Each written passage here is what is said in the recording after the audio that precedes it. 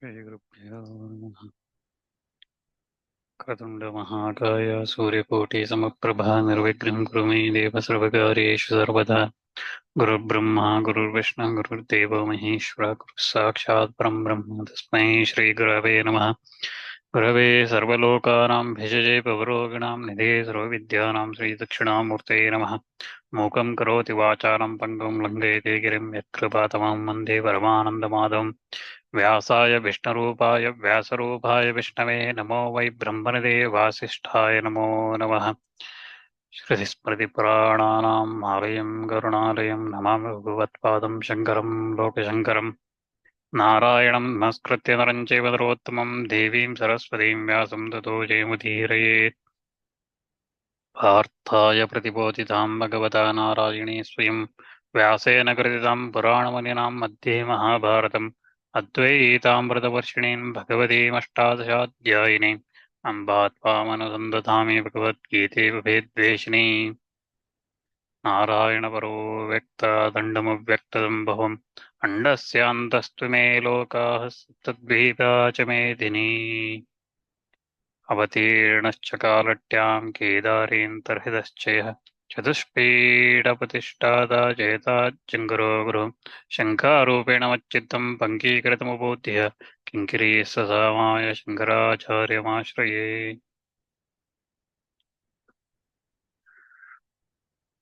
So previously we were looking at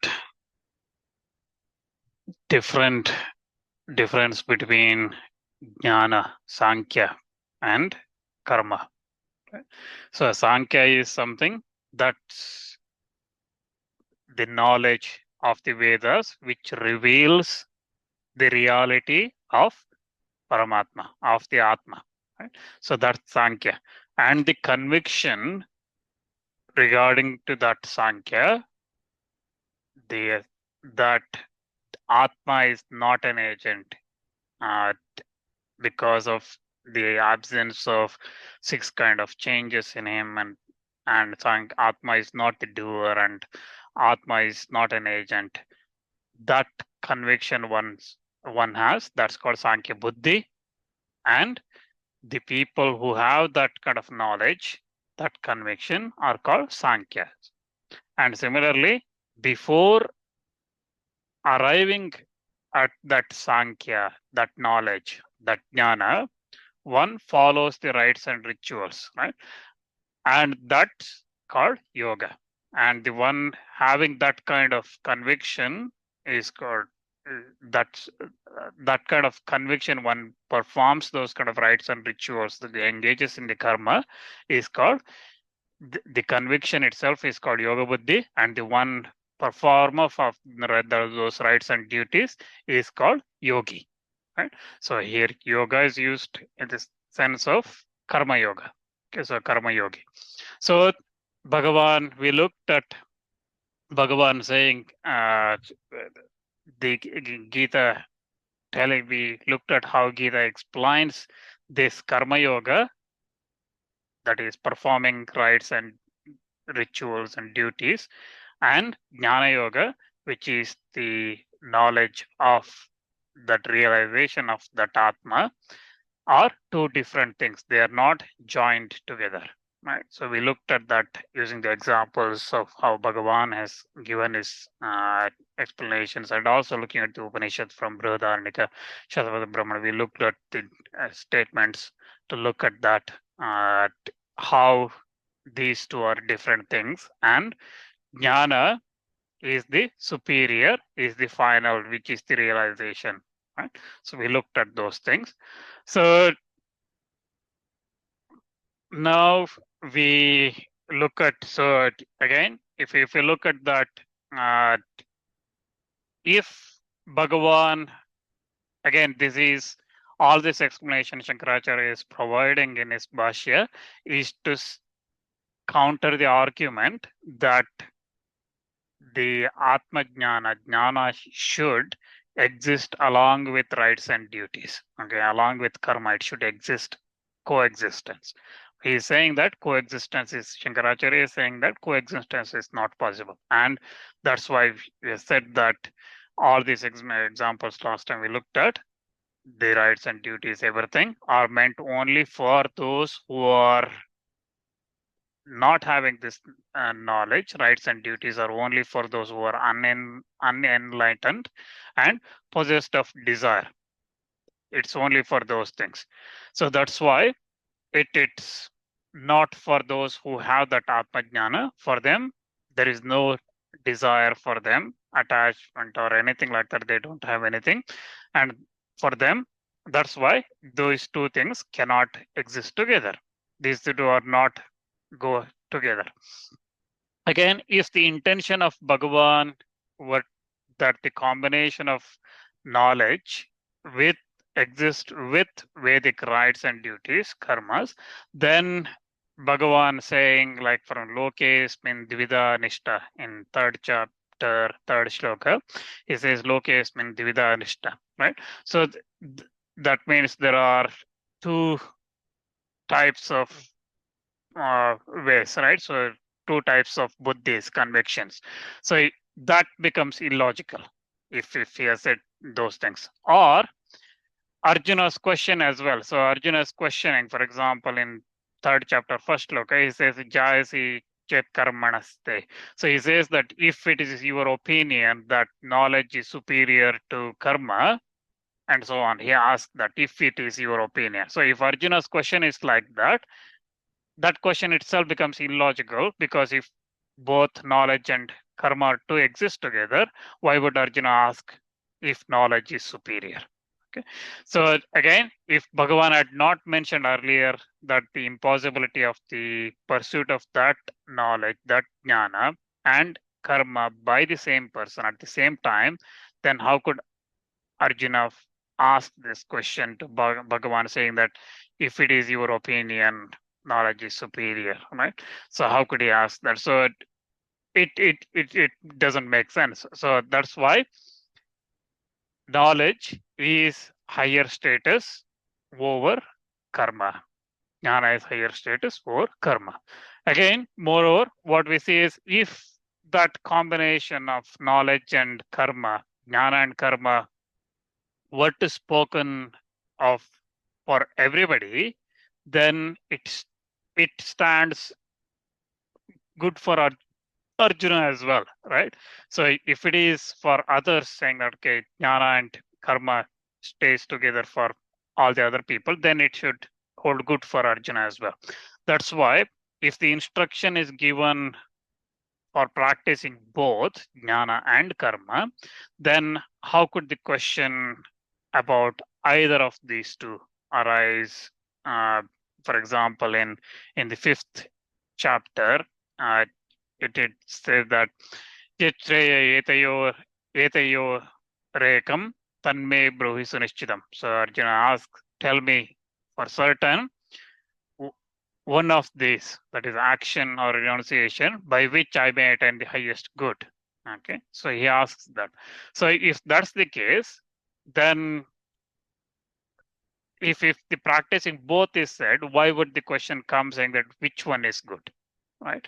So that's why what is prescribed here is only one. So karma and then jnana.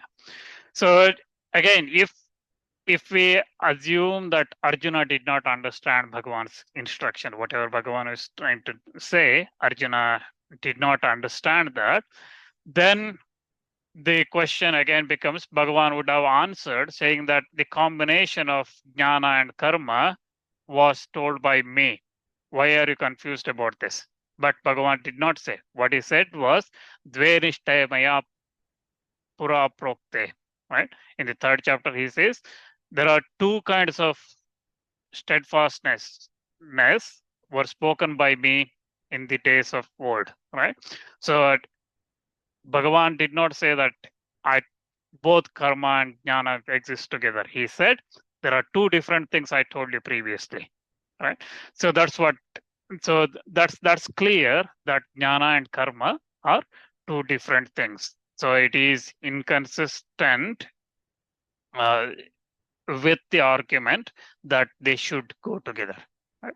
So again, if again, nor even in the statements about distinction, it becomes logical if it were intended that jnana it to be combined with karma by the smritis only. Again, the accusation in the sentence that where Arjuna asks him, saying, "Then tat kim karmane ghore mam niyojase." Why then you urge me to this horrible action, right? So when that comes, that also becomes illogical on part of Arjuna, who knew that fighting was a Kshatriya duty, right? Which is described or prescribed as per the Smritis. So if Smritis are saying that knowledge and jnana go together, Arjuna's question here also becomes illogical. So again, if we look at that, that's why. So that's why it is not possible for anyone to show that this Bhagavad Gita, from this Bhagavad Gita or from Vedas, Upanishads, it is not possible that any combination, even in the list of knowledge of Atma, the atma-jnana, and the karma, the rights and duties, are enjoined by Shrutis or Smritis. So from Gita, it is not possible to show that. That's what Shankaracharya says. Tasmat Gita Shastre Ishan Ishan matreणापि श्रौतेन स्मार्तेन वा कर्मणा आत्मज्ञानस्य समुच्यतो न केनचिदर्शयितुं शक्यः. So from this Gita Shastra, any combination of knowledge and atma-jnana and karma, them existing together, is not even shown in this Bhagavad Gita, even to the least. There is always a separation. Again, so, but in the case of a man who is engaged in karma, in rights and duties, because of his ignorance, his avidya, and the defects like attachment and so on, if a man is engaged in a karma, then his mind gets purified through those actions, through those sacrifices or charities or austerities and so on. As I said in the Brihadaranyaka Upanishad, by doing all those things, one mind gets purified, right? So by doing those karmas, if while doing those karmas, if mind gets purified, then there arises the jnana of Paramatma, that self, right? That atma-jnana arises. That all this is but one, and Brahman is not an agent of any action. So that jnana comes. Ekame Vedam Sarvam Brahma Akartya. So Akartrucha. So the Brahma is only one, and he is not an agent. He is not doer of any action. So that jnana comes, that may come after the purification of the mind while performing the karmas. So such a person, with regard to such a person, although there is stop or cessation of those karmas, as because he has already attained that realization, yet he may continue that karma. Okay, he may continue observing those things, those karmas, for setting an example before the people. Loka sanyartam. Okay, so he is for the setting an example for the people. That person who has attained atma-jnana, realization, self-realization, he may continue that thing, that no action in which case it could be has to combine with jnana. So, but again, that doesn't mean that atma-jnana exists with karma. He is fully realized that Brahman is not an agent. Even though he's doing his duties, his rights, and following his karma, he is fully realized. He knows that Brahman is one. Okay, all this is, everything is one. Okay, Ekamev Vedam Sarvam, right? Brahma. That Brahma is one, and Brahma is Akartru. So he is not the agent. So such a person is not. Again, it is just as in the case of Krishna himself. Shankaracharya here quotes saying that Krishna himself, even though has supreme knowledge, he is following the duty of a Kshatriya. Okay, for the sake of achieving the human goal, he is doing that. Similar case can come with a man of jnana, a man who has attained atma-jnana, because he does not have any attachment for results. He does not have any desire for results or agentship. He does not think that I am doing this. Okay, I am the doer. He does not think that. Again, a man, so such a man who has realized that truth, that Paramatma, that self, does not think I am doing this, nor he does hanker for after the results. So, tattva vinnaham karomiti manyate nacha tatpala tatpalam abhisandate. So, they do not hanker for they do not desire for those results, even though they are engaged in the actions, they are doing engaged in the karmas, they do not attach to those results, or they do not wish for those results, or do not think that I am doing this. Again, in the instance of people desiring for such desirable things as heaven and things like that, they may light up fire and do these rites such as Agnihotra and so on, which by means of that they attain desirable things, right? So we may be doing, for example, a vrata. Okay, that vrata may be every week, or it may be every day, or every week, or month, or whatever, right? So we may be doing this. After doing that karma for certain period, whatever the desire we had may have been fulfilled.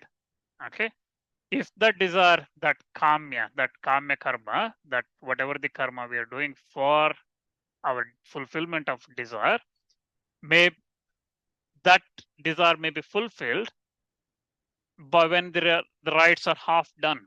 Okay, so and so the desire is destroyed. Desire is no longer there, but the person may still continue to do those karmas, right? But those performance of those karmas, whether they be Agnihotra or a Vrata or whatever it is one may be performing, that cannot be held for a personal gain. Whatever that continuation happens after the desire is fulfilled, because again, normally in normal people like us, what happens is we start something saying that God give me this, okay, a Vrata or something. Halfway through that's fulfilled, and then we have a new desire coming, right?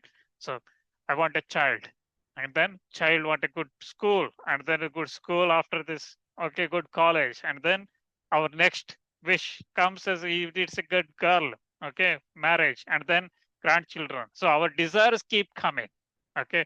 But if we are fixed saying that I'm doing this for X number of duration or lifelong or whatever, right? I'm doing this karma to attain this a desire. And when that desire is fulfilled, if nothing new arises, then the continuation of that karma does not have any desire attached to it.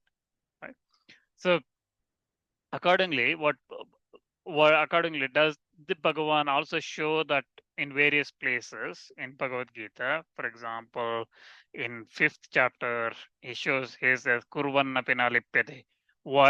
Even while performing the actions, okay, he does not act. Again, self, it does not become tainted by those actions. The Atma does not uh, tainted by those actions. Na karoti na lipyate. In 13th chapter, he says that. Right. So 13th chapter, 31st sloka, he says, Na karoti na lipyate. So it's even though those actions are continued, Atma is not tainted by that because there is no results, desire for results is attached in those karma. Right. So, and again, for example, in the fourth chapter, for example, uh, Bhagavan says that Purve Purvataram Kritam, okay, as performed earlier by the ancient times and so on. And also he says in the third chapter, he says Karmanaiva hi samsiddhi mastita janakadaya. So for Janaka and others, strove to attain moksha through the action itself. Okay, so by performing their karma itself, Janaka and others try to attain moksha.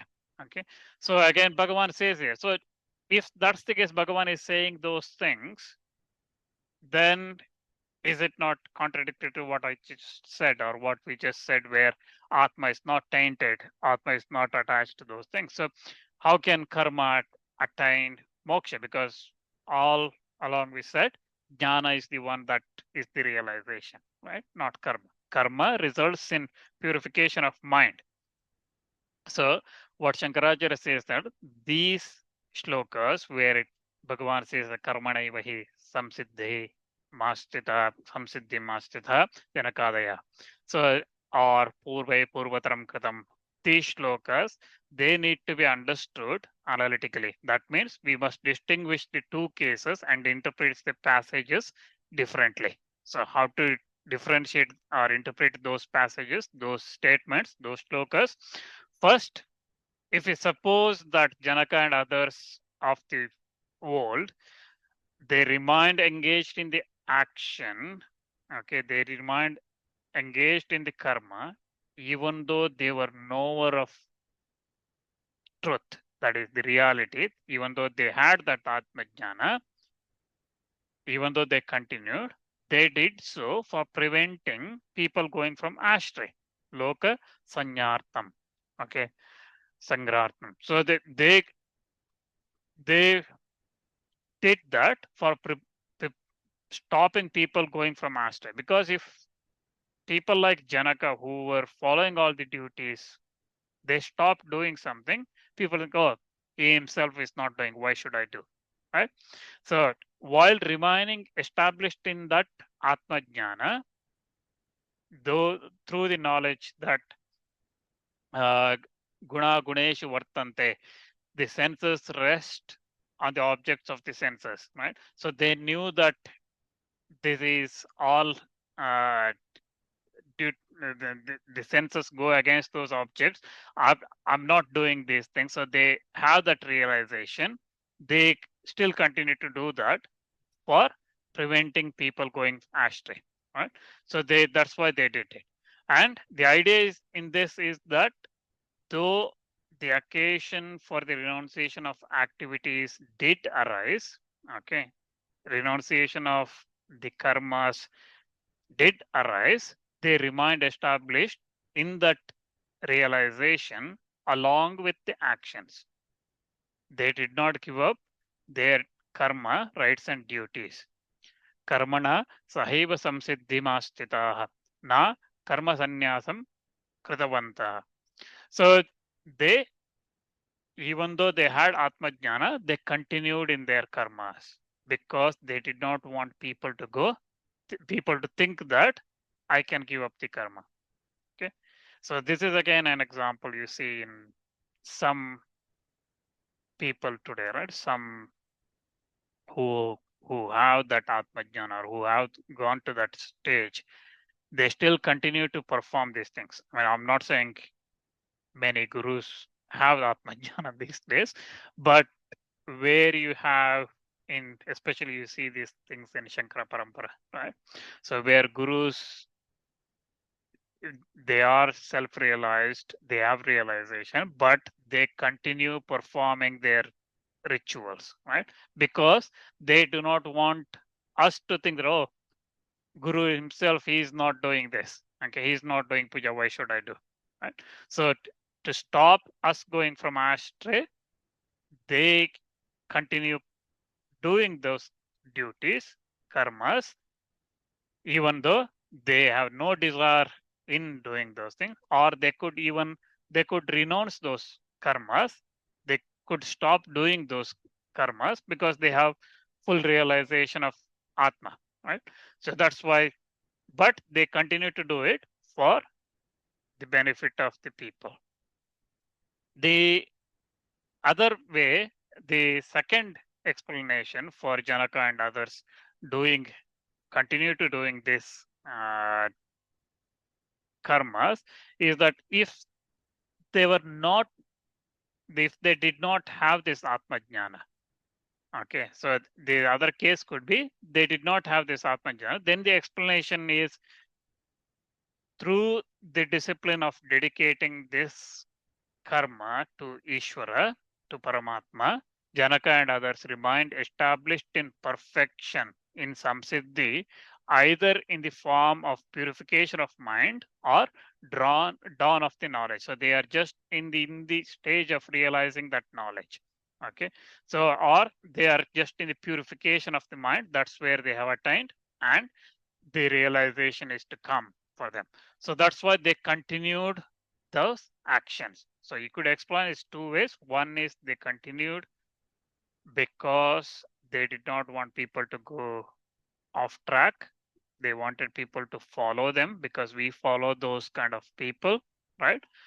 Uh, those who are following these karmas and things, we follow those people, and that's why they wanted to set an example. That's why they did. Alternative is they were they Janaka and others, they established in the perfection, in that samsiddhi.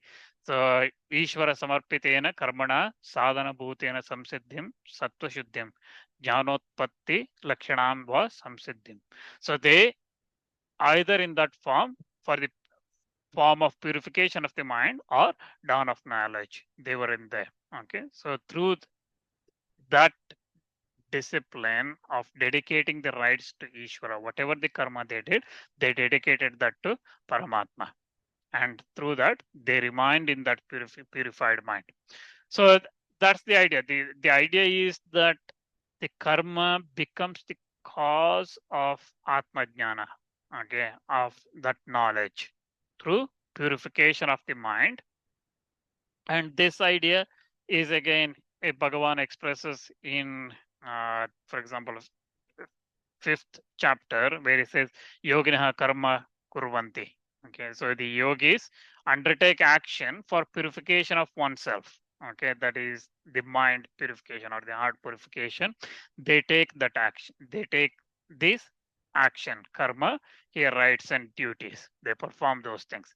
Again, elsewhere, having said that, he says that, and in the 18th chapter, he says, Sukarmana tamabhyarcha siddhim vindati manava. A human being achieves success by adoring him through his own duties. Okay, so his own duties. So karmana, by doing his own duties, he uh, he attains that. So again, this purification of mind comes through performing the duties. By performing one's own duty as prescribed in the Shastras and dedicating those results of those karmas to Paramatma Ishvara, one mind becomes purified. Okay, so again, normally in the pujas and things we do of saying that Brahmarpanamastu, right? Again, in Gita, Krishna says later on, say Om Tat Sat, so offer everything to Paramatma, right? So here, by not in for a desire, okay, so fulfillment of a desire, we are performing the duties, but to please Paramatma. The duty, whatever one does, puja, prayers, whatever you call sacrifice, whatever one does as a duty, if that's done to please Paramatma and not to for a desire, then that gradually results in purification of mind. And through Ishvara's grace, that Paramatma's grace, one becomes fit for this steadfastness in jnana. So this atma-jnana nishta, what we call as atma-jnana nishta, the nishta or the adherence to that atma-jnana comes through Bhagavan's Paramatma's grace. Okay, when one offers all the duties, whatever one karma does to Paramatma and does only for that purpose, follows the duties, then that purification comes, and then the atma-jnana, that uh, adherence to that atma-jnana comes. And from that adherence, that steadfastness comes moksha or the realization. That's why karma is not directly linked to moksha. Karma leads to purification. Purification of mind leads to atma-jnana, and continued adherence in that atma-jnana results in moksha. Okay, so that's the step. So again, Bhagavan again will speak of this jnana nishta, steadfastness and adherence in knowledge of a person who's attained success in the text later on, where he says in the 18th chapter, he says, Siddhim prapto yatha brahma. So the one who understand from me that the process by which one who has achieved the success attains Brahman. Right? So he explains that in the 18th chapter. And again, so the definite conclusion, Shankaracharya concludes all this argument or the case he has presented against the opponent's view that jnana and karma should go hand in hand. His conclusion here, he says that the definite conclusion in Gita, in this Gita Shastra, is that moksha is attained only from knowledge of truth, knowledge of reality, atma-jnana, and not from combination with action. Tasmat Gita Shastre Kevaladeva Tattva Jnanan Moksha Praptihi Na Karma Samuchitat iti Nishchitortaha. It is Nishchita, it is definite conclusion that Atma-jnana alone results in moksha and not combination with action. Okay, and by pointing out that these relevant context, as mentioned, discussed, presented earlier, the distinction, we now look at how this conclusion stands. So again, that being, so Bhagavan Vasudeva again found that Arjuna, whose mind was that confused and confused about what ought to be done, and he was sunk in a great ocean of sorrow. There could be no rescue other than through knowledge of atma-jnana, so the knowledge of self. So that's why Bhagavan, desiring to rescue Arjuna from that, he said, Ashochan Shochaswam. So in the 11th shloka of this Sankhya Yoga, he says that you grieve for those who are not to be grieved for, and so on. He introduces the Atma-jnana. From that shloka onwards, he introduces that. So one other comment normally they mentioned here, it is not in Shankaracharya's Bhashya, but generally would say is this Bhagavad Gita is normally split into 3 parts, 6 chapters each. Okay, so total 18 chapters, 6 chapters each. These 3 parts deal with the 3 words of the Upanishads saying Tattvamasi, thou are that. Okay, you are that. Okay, so that with T capital, that means that Paramatma.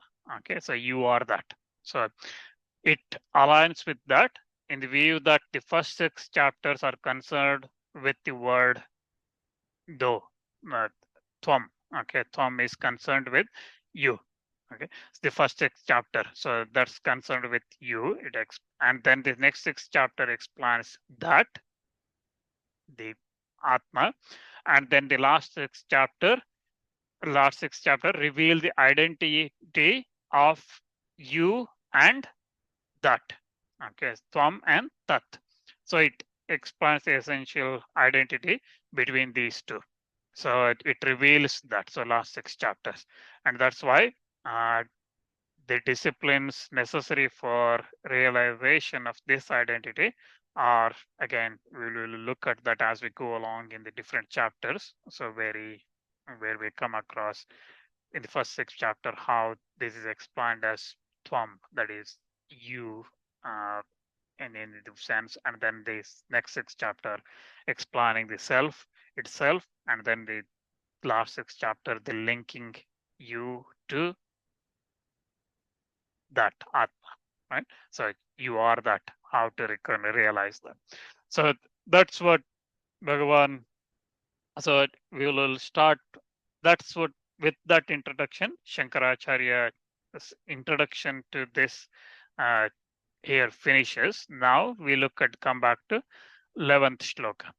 Okay, so 11th shloka, we start with Sri Bhagavan Uvacha अशोच्यान्नशोचस्त्वं प्रज्ञावादांश्च भाषसे गतान् soon गतान् गतासून् अगतान् सूंश्च शोचन्ति panditaः.